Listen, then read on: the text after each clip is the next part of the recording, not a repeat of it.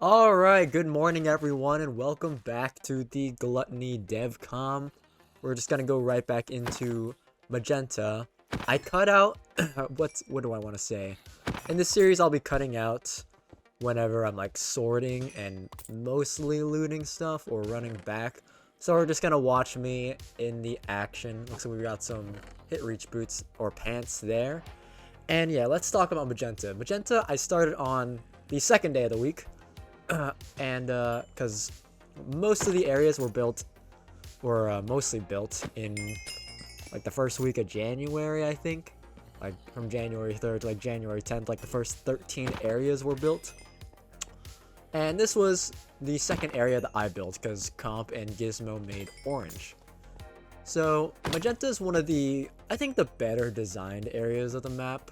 Not to say there's some pretty bad areas. I'm not gonna lie, but this one I liked designing and making all the little small things in this area because it's a nice quaint little cave, and the design of like a dripstone cave makes it very easy to section off hazardous zones that the player isn't particularly too afraid to engage with.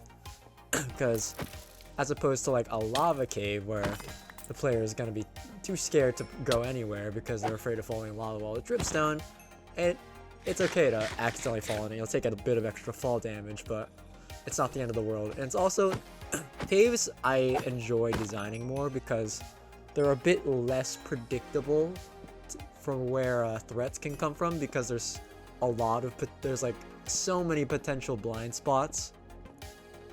Like up here, this doom strip of dripstone blocks is like kind of masks the fact that there's a little creeper corridor hidden in the wall above it.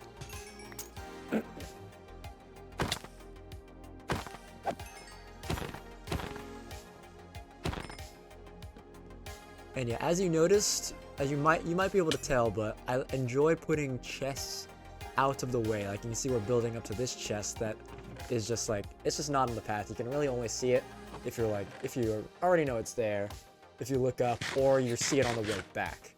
I like to make my chests a bit more work to get to, mainly because I'm well aware of the strategy to just walk up to a randomized chest and just axe it to take all the loot. I think I even do that sometimes. I do that a lot. That right there was a trap.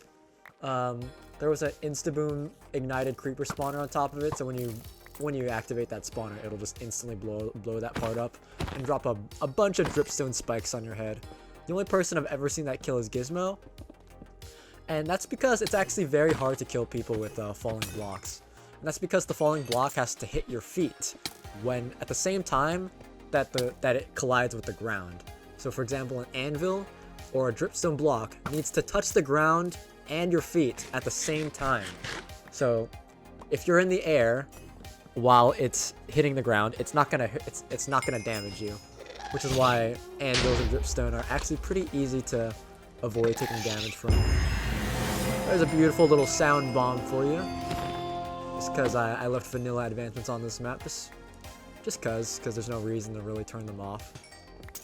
And here's the second point of interest, because this area is divided into like 3 sections. First is that first little ascending cave that we started with, where we work our way up slowly towards that small little cave with threats coming from a few directions. It's not the craziest thing in the world, but it can definitely overwhelm some people. And then there's this little structure over here that is guarded by a little baby blaze spawner that people tend to marinate. And at the very top, there's a beautiful little giga chest. This chest is the same chest as the ones that the guy at intersection 1 sells, which is why I got a notch apple out of it. It's pretty much guaranteed to give you enchanted stuff and better food and better pots usually, and a good bit of util. So originally in the early version of this map, there was way too many of those chests placed around the map, like just higher tier chests. I underestimated just how powerful having those across the map are, and more of them, because the less I place, the more worth it is to buy them, because they're just so unfathomably worth it because of all the OP Cardo enchants that you can get. And it's not just one. I even removed like the strongest Cardo enchants from the random loot pool. There's actually quite a lot left, like reverb, and there's probably more, but reverb is definitely the strongest one that is still in the pool, for sure. Extended can also has an argument because it's the one that gives you both hit reach and block reach, but I did nerf it a little. And that right there, you saw that attack, that is, I'm pretty sure that's the gravity enchant, which I'm pretty sure, which I don't even think I have on me, but I've noticed in this map, people just have it for some reason. Some people just, the game thinks they're using the gravity enchant even though they don't have it on anything. So that's a way to that's something that makes the map a little bit easier. I don't know what causes it, but I noticed it happens.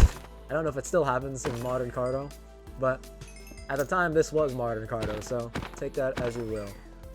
So we're moving our way forward into the final sort of section of the area. Section 2 is just that structure with a little bit of, you know, guarded by a bunch of spawners and a blaze at the top guarding a giga chest. And I didn't show this, but at the bottom of that structure was a little villager named Enigma Balls. And yeah, he sells a little snowball called Enigma's Ball. And it's an upgraded version of the starter snowball that you get at the start of the map that has Starfall on it, because Starfall used to be in the enchant pool, and then I noticed that it was a ridiculously OP combo, especially at higher levels compared with the starter snowball, because that can just proc any enchant, any like passive enchant, which is absurdly powerful when combined with certain things, mainly because it's infinite. So I removed Starfall from the pool but in exchange I made it so you can go out of your way to purchase the Starfall snowball, which is good in this map in particularly because it is an infinite ranged weapon, especially effective on blazes, which there are a lot of in this map because I love using blazes. But this map is pretty stingy with its arrows, because I really hate it when in harder maps when people try to think it's impressive to just, you know, farm 1,000,000 arrows and then pull up to a spawner, right? And then back completely out of spawner, right? So it's inactive, and then just start bow spamming literally everything, and then, oh yeah, I beat this hard map by using this this cheap ass trick. So I wanted to nerf that strategy in this map. So you can't really afford to use your bow on every single mob. But in my opinion, it is definitely the worst option in this map for multiple reasons. One, because the ranged mobs that you would prioritize with already have low health, so it's that's how it, and it's pretty hard to get a good bow in this map until pretty late, because in the random loot pools I intentionally made it so bows are pretty low enchanted most of the time, and when they are enchanted, there's a lot of bad bow enchants that you can get. And here is what used to be a trap. When you break that spawner that I just broke, that creeper spawner, it used to drop a live TNT minecart, but I replaced it with a chest minecart with a piece of TNT inside of it instead, because it kind of just didn't ever go off, because I'm pretty sure it's actually too low to the ground to blow up most of the time, and it's an early area. I don't want to set up the expectation that it's gonna be too diabolical. I gotta, you know, we gotta ramp it up a little bit. We gotta work our way towards there. So as I was saying, I really hate it in hard maps when people just kind of bow cheese literally everything and call it an impressive feat. So to make it more of an impressive feat to bow spam in this map, I made it so you have to really, you know, limit your arrow usage, and it's actually pretty easy to do that when you have OP Cardo enchants on other items, like your weapons, like your melee weapons. So you really only need to use a bow when you have to shoot a target block or something, and it's like 100 blocks away and you don't want to hyper spawn a bunch of blazes and gas. But it's also pretty much only worth using a bow if it has piercing, which is what I have, fortunately. And it looks like we upgrade this axe. I think we just threw Storm on it. Yeah, we're gonna throw Storm on it, which allegedly is supposed to be an enchant that can compete with Reverb and Soulfire and all that garbage, which in this map, it is not that good. It's like okay. It just does something that adds a little bit more damage to mobs, but it's too slow and ineffective to really be effective in my opinion. But it doesn't harm you like some enchants. So yeah, we're pretty much cruising through this area because as you saw, we have random gravity proccing on things for some reason, and we have a pretty important enchant that I think is called shielding. It's the thing that's periodically giving us like half a heart of absorption that stacks up to like 4 hearts of absorption every single second, and it's supposed to only go off when you are like a little bit of time after not taking damage, but I'm pretty sure that condition doesn't actually apply, and it just always applies absorption no matter your damage condition. So it's actually absurdly OP. It's pretty much the equivalent of healing a half a heart every second if you keep your health high enough. So that'll also help us survive in our deathless attempt here, which is gonna be very useful. And we're almost at the end of the area. Nothing too crazy going on here, but this last section, to make this area, I did it very fast. I just copied a like 3 wide platform with like granite, with like a little bit of a granite perimeter. And then I just started stacking it in various directions till it made a bit of a layout. There wasn't really that much thought put into this area, or mostly any of the areas, until later on. And yeah, it was pretty simple. And then we built this like little tiny structure out here, the little mini White House. It's just got a couple floors, and the wool's at the bottom if you don't already know. So to make it a bit more interesting, here's where we start introducing like holes in the floor a little bit, like that floor that's below us, that's like checkerboard floor with air. And here's where it's a bit of a grated floor, because I think that's just an easy way to make things a bit easier and I guess not easier to play, but easier to make interesting, because it's easy to fall in those if you're dumb. But yeah, I think it's a good strat in big flat rooms to section off spaces and put holes. Holes are just the easiest way to make big flat rooms have hazardous space and like remove some of it to make it interesting and have hazardous stuff, which I guess is the same thing. But and here I make a new axe because I offhanded some sort of good sword, because like all my stuff's breaking because it's early, nothing has good durability. But that's okay, because using them in the offhand does not use durability, because in this version of Cardo, you can use the passive weapon enchantments in the offhand, because that was the intended default behavior in this version of Cardo. But hopefully, by the time this comes out, that is no longer a thing, because it is so ridiculously OP and makes this map very easy if you have the knowledge, in my opinion, because it's honestly even easier than some normal Cardo maps, because in this map there isn't like a curve of enchants that you will slowly progress up to like you would in like Divinity's End and Maprec 7, for example. The fact that you can get any enchants at any time kind of makes it a lot easier to get ridiculously overpowered at times if you know what you're doing. But that's okay, because it rewards the smart fella. And there we got Magenta, which gave us +2 mining efficiency, which is the same attribute that the efficiency enchantment gives you, and 2 efficiency is the equivalent of efficiency 1. So for example, if we were using an unenchanted stone pickaxe, we would be currently mining at the same speed as using an efficiency 1 stone pickaxe, which is nice, because in this map people tend to die quite a bit, and which will leave them with unenchanted stuff quite frequently. So it's good to soften the blow of a massive loss by having nothing not that bad, which is definitely helps when every single wool gives you a permanent buff. And here we start anviling and setting up and preparing for the light blue wool dungeon. Start dumping and restocking and buying a couple more things. And we pop a strength potion, because strength potions, as you might expect, even though it's not 1.8 anymore and it doesn't double your damage, it still does pretty good here, because our wood sword does 4 damage and it's like a 75% damage buff, which is still pretty damn good. But there's some Cardo enchants that deal damage not based off of the enchantment damage value, but the enchantment value scales the damage based off of your damage, and it uses whichever one's higher most of the time. Whatever scales faster a flat value, or whatever scales better the whatchamacallit, your attack damage.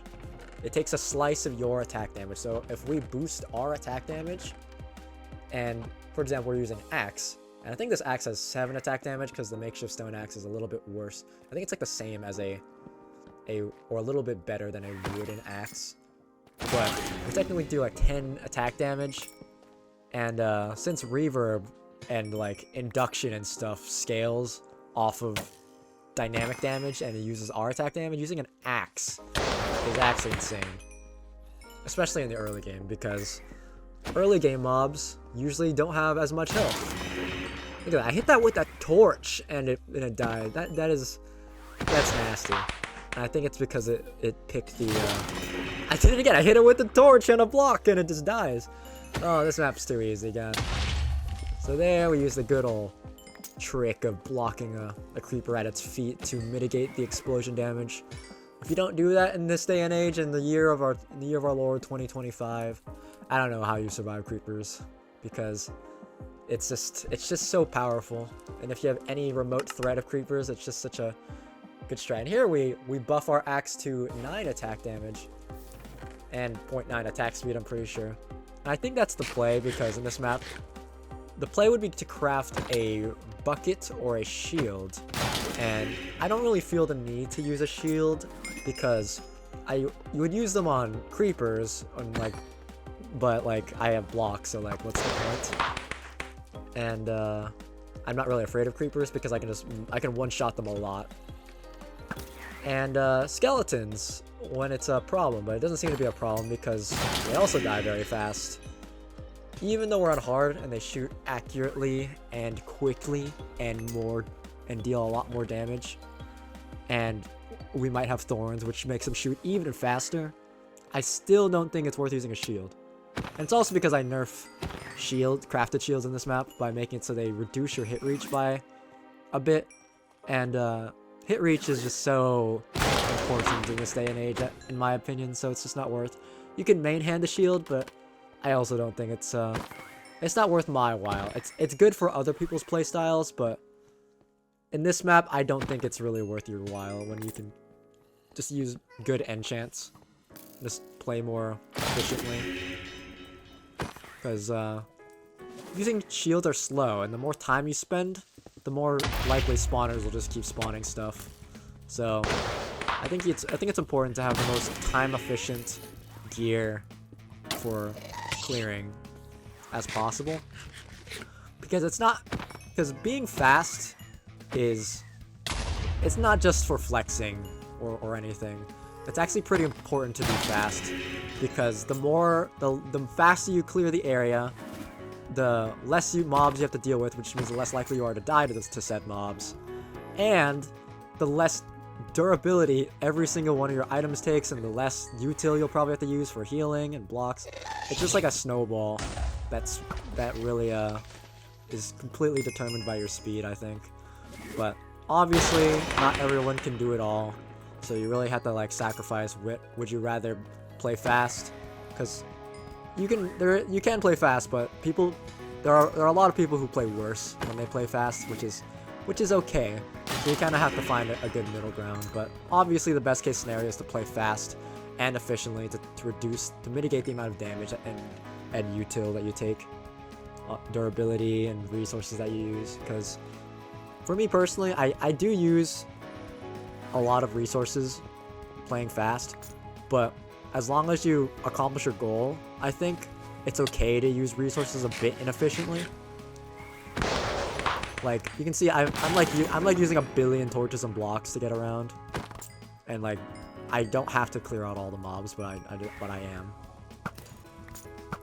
But the amount of resources I get and ensuring that I succeed is more important than playing perfectly efficiently, I'd say. Like I could tunnel through all this nonsense, but it would be slower. I might save some resources, but I would not save my time, which is, and for me, I value my time a lot more than I value my resources. I do value my life, but I'm pretty confident, at least in this environment, that I can retain my life because of the map knowledge. Because map knowledge is just so powerful. So yeah. Anyways, let me talk more about the dungeon instead of just random CTM strats. This dungeon's light blue. I think I made this. I made this after I made Magenta. I think I made this literally like, I took like maybe a 30-minute break or an hour break, or maybe I just did it right after, back to back. I don't remember too well, but it was in the same day as Magenta, I'm pretty sure. And this dungeon is an interior area, which, in my opinion, are easier than cave dungeons to beat, because the layouts are very predictable, because you can tell exactly where anything can kind of come from. Even if there's like a hidden creeper corridor, you'll be able to tell where they're coming from. And this is a trap that we're going to disarm real quick. So let's just squeeze here. There's a tripwire that you step on, and it opens that little corridor, and the TNT minecart starts rolling out. It's not like 100 TNT minecarts, but it's one TNT minecart with like, I don't know, like 10 normal minecarts. So they start colliding each other and roll out and hit someone.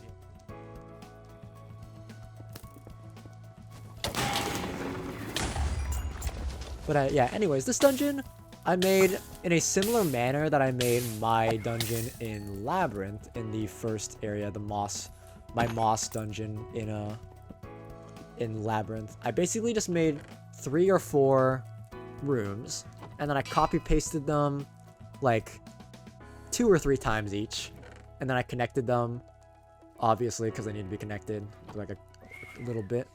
And then I varied the rooms up a little bit. Like, one of the first rooms had like a dripstone water floor type thing, and another room had had lava, even though it was kind of the same. And the bigger room is used twice. The one with a gas at the very top with like a couple doom strips here and there. And I did expand on this area a little bit because I didn't feel like it was long enough.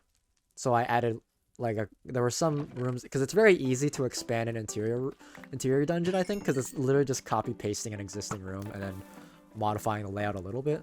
Like for these like cylinder type rooms, it's very easy to just like create blob, like just, build a bunch of random platforms by hand, because they're not even that big, and then like connect them with like a little bit of parkour, maybe a little bit of scaffolding.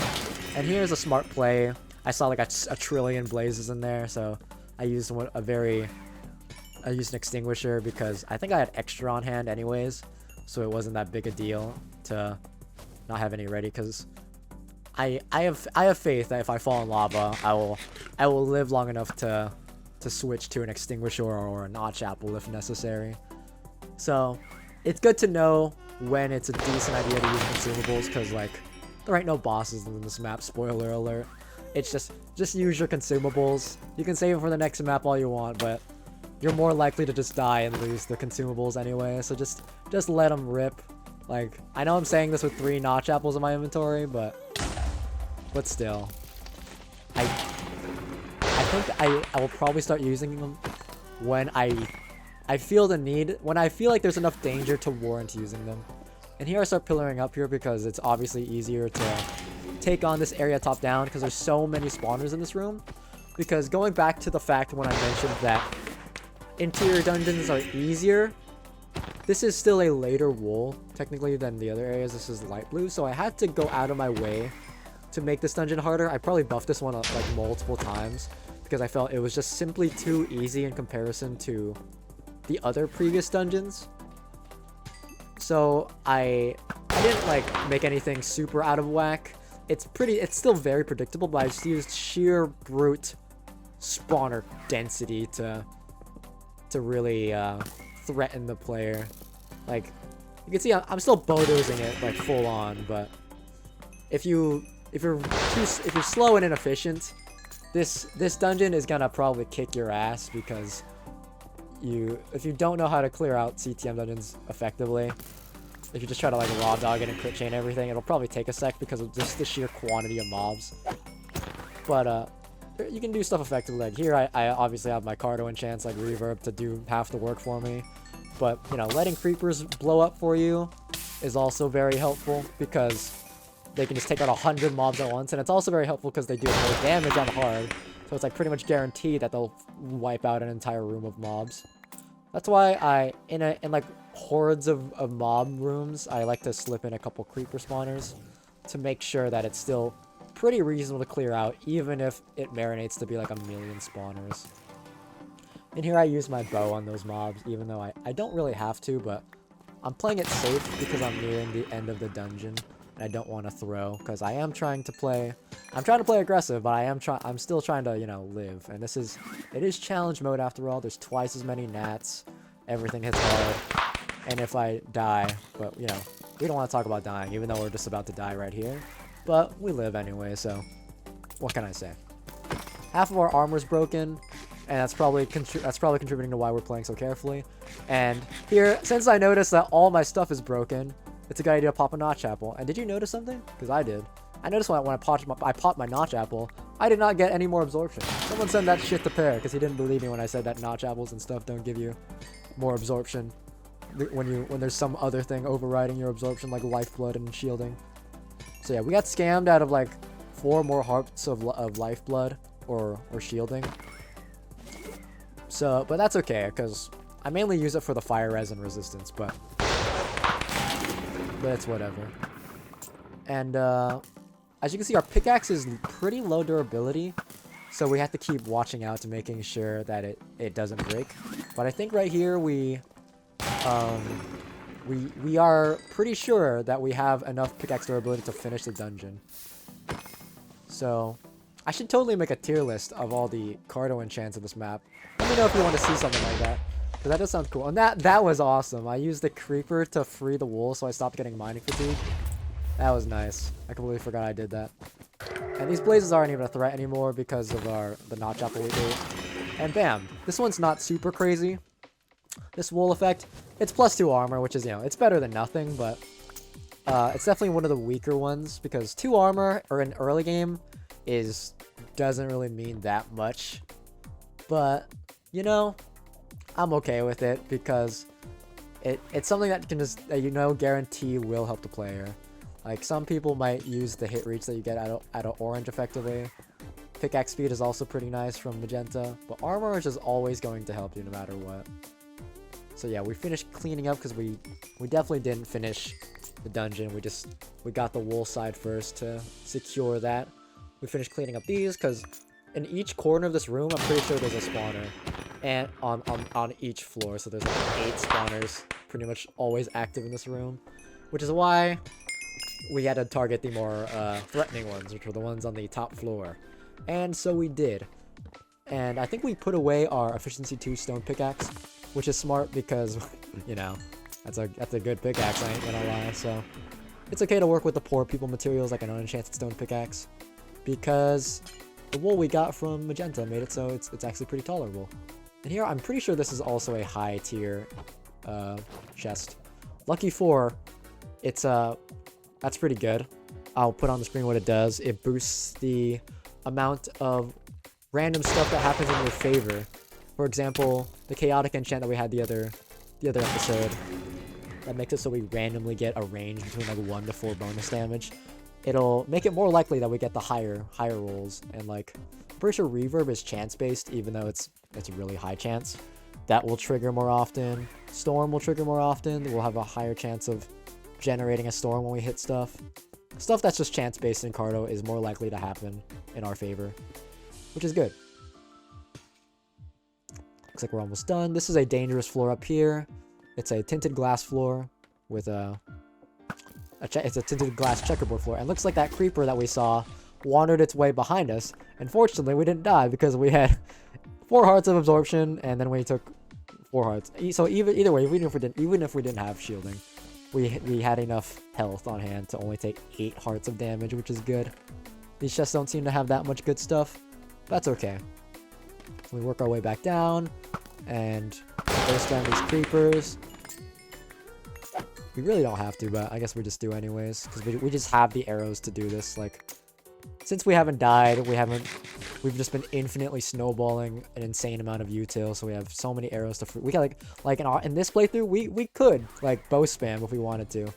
That's kind of cringe to bow spam literally everything, so we're just gonna bow spam ranged mobs and target blocks. Hopefully we're not too cringe in this playthrough.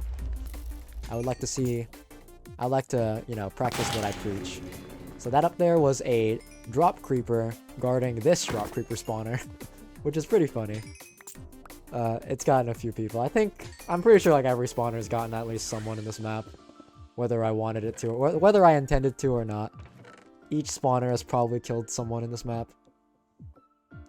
Looks like we're actually out of room for arrows, so we're almost done here. I missed that. I whiffed that skeleton hit, but that's okay. Don't tell anyone.